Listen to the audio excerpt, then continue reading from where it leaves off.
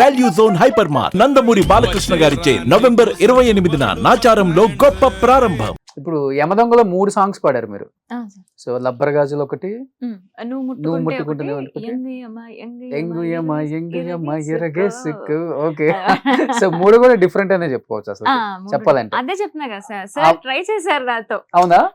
నాకు సిగ్గు సార్, నేను పాడలేను, నాకు తెలీదు. I was so naive. Okay. అసలు అది ఎలా పాడతారు ఏంటి ఏమీ తెలిసేది కాదు.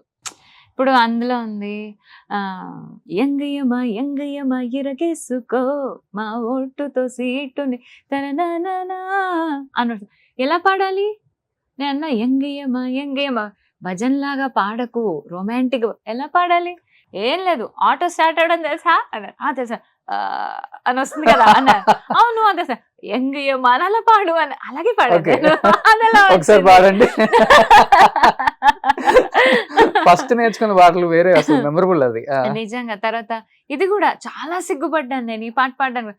నువ్వు ముట్టుకుంటేనే తట్టుకుంటాను, పట్టుకుంటేనే చుట్టుకుంటా, నువ్వు మర్చిపోతేనే చచ్చిపోతా, నువ్వు గిచ్చుకుంటేనే విచ్చుకుంటాను, గుచ్చుకుంటే వెచ్చగుంటా, నువ్వు మెత్తగుంటే మెత్తగుంటా, ఓలా ఓలా ఓలా ఓలా కోలెక్కి ఉంది కోకోకోలా, ఓలా ఓలా ఓలా ఓలా సయ్యంది చిన్నదాని సీలా నాగమల్లి. ఆ పాట కూడా నేర్పించారు ఎలా పాడాలో. ఓకే. సో అన్ని ఇంతే. ట్రాక్టర్ తెలుసా, ఆటో తెలుసా, అంతే అలాగే పాడు నేర్పించారు. బికాస్ నేను 10th అయింది, 10th అయ్యి ఇమ్మీడియట్ గా జంప్ అయిపోయాను నేను. I don't know anything. ఏం తెలుసు నాకు, ఎక్స్పోజర్ లేవు మాకు. సో హౌ కెన్ ఈ సింగ్ రొమాంటికల్లీ? చిన్న పిల్లకి ఆయన ఎలా ఎక్స్ప్లెయిన్ చేస్తారు? He cannot explain everything because we don't know anything. అప్పుడప్పుడే మేము ప్రపంచం చూస్తున్నాము. మర్యాదగా రెస్పెక్ట్ఫుల్ గా ఆటో తెలుసా, ట్రాక్టర్ తెలుసా అని వస్తాయి కదా, స్టార్ట్ చేసేటప్పుడు ఏం అవి పెట్టి పాడు చాలన్నారు. అలా నేర్చుకున్నాను నేను రొమాంటిక్ ఎక్స్ప్రెషన్. అంత టైం ఇచ్చి ఆయన నిజంగా అలా పాడిచ్చి ఇంత పేరు వచ్చేలా చేశారంటే గ్రేట్ కిరవాణి గారు. చాలా సార్, అసలు నాకు గూస్ బంప్స్ వస్తున్నాయి. ఆయన అనుకుంటే ఎంతమంది సింగర్స్ ఉన్నారు అప్పుడు?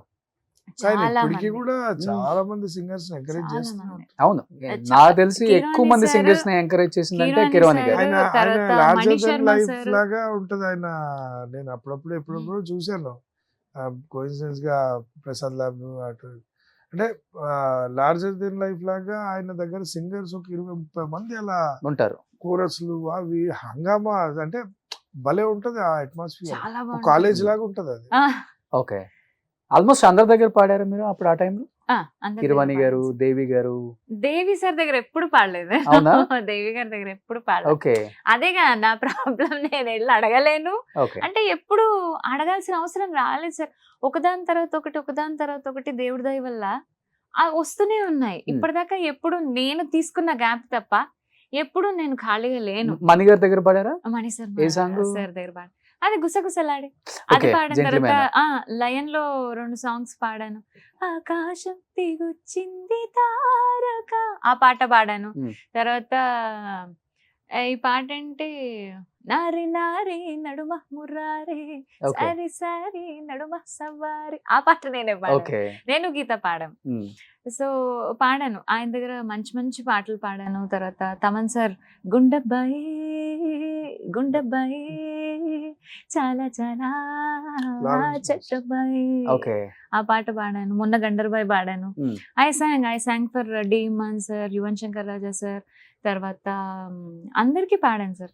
సుమన్ టీవీలో మీ పర్సనల్ అండ్ బిజినెస్ ప్రమోషన్స్ కోసం కింది నెంబర్కి కాంటాక్ట్ చేయండి.